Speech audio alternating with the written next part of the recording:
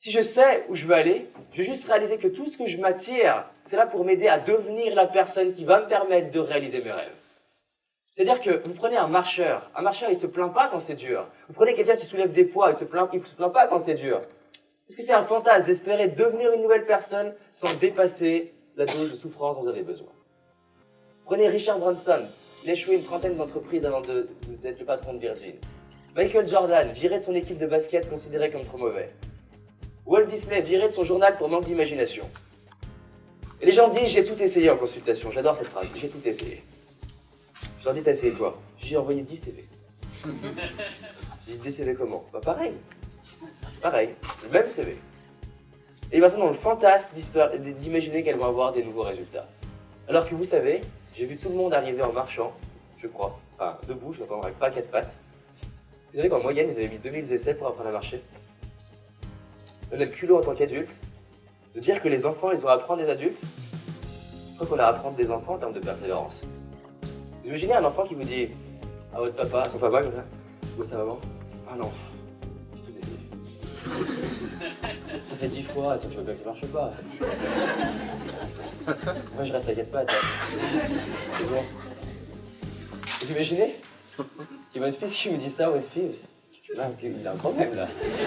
Il est pas comme les autres, il est pas déterminé à avancer. Dans la salle de sport, vous verrez personne être en train de se dire pourquoi je soulève le poids? Vous verrez personne dire putain c'est chiant, ah c'est trop dur. Les seuls qui font ça, est-ce qu'on les revoit le lendemain? Non, on les revoit plus. Vous êtes d'accord? Pourquoi est-ce qu'ils savent pourquoi c'est important pour eux? Vous prenez à la marche. J'ai fait de la marche avec mon père pendant longtemps. J'ai jamais vu un marcheur, quand c'est nickel le terrain, il dit ah j'adore marcher. Et d'un coup il y a un gros rocher, je dis mais qu'est-ce qu'ils ont fait? Mais pourquoi c'est dur? Pourquoi il y a un gros rocher? J'ai pas envie de gros rocher, je suis pas là pour faire des efforts. Est-ce que le marcheur il se plaint quand c'est dur? Non. Parce qu'il sait que quand c'est facile, oui il va plus vite. Mais quand c'est pas facile, c'est là où justement il s'entraîne pour aller plus vite quand ça devient à nouveau facile. Je tiens à vous dire, la confiance en soi, c'est pas une guerre d'arrivée. Il n'y a pas un moment où on se dit, c'est fini. Toutes les personnes que je connais qui ont le plus de confiance en elles sont les personnes qui passent le plus de temps à la développer. C'est comme les sportifs de niveau. C'est un fantasme d'imaginer qu'une fois au top, on arrête de s'entraîner. Au contraire, c'est les sportifs de haut niveau qui s'entraînent le plus aujourd'hui. Tu es d'accord? Parce que justement, ils veulent encore chercher les centimètres et les millimètres. C'est un fantasme d'imaginer pouvoir prendre de l'altitude sans passer par une zone de turbulence. Tu es d'accord?